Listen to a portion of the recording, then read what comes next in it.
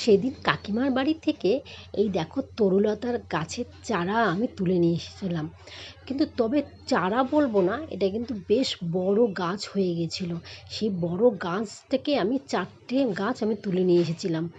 জানো তো, তখন কিন্তু এই কলিগুলো ছিল না। বাড়িতে এনে লাগিয়ে দেওয়ার পরে বাড়িতে দেখো কলি হয়েছে 2টো, কলি ফুলও ফুটেছে। দেখো এই যে সেদিন যে ওটা ছিল তোমার বীজগুলো, সেই বীজগুলো ওখানেই রয়ে গেছে। সত্যি এতটা ভালো লাগে না এদের দেখলে। তবে জানো তো, এই দেখো একটা গাছ মনে হচ্ছে শুকিয়ে গেছে, তা সেই গাছটাকে আমি এখন কিভাবে ছাড়াবো আমি তো বুঝেই উঠতে পারছি না, কারণ এ তো 4টে গাছ একদম জড়া পাতলা লেগে একদম এক হয়ে গেছে। তা যেই গাছটা শুকিয়ে গেছে থাক আপাতত, ওটা পরে দেখা যাবে, ছোট ছোট পিস পিস করে ওটাকে কেটে ওটাকে খুলে ফেলতে হবে। তবে সত্যি খুব ভালো লাগে জানো তো এদেরকে দেখলে।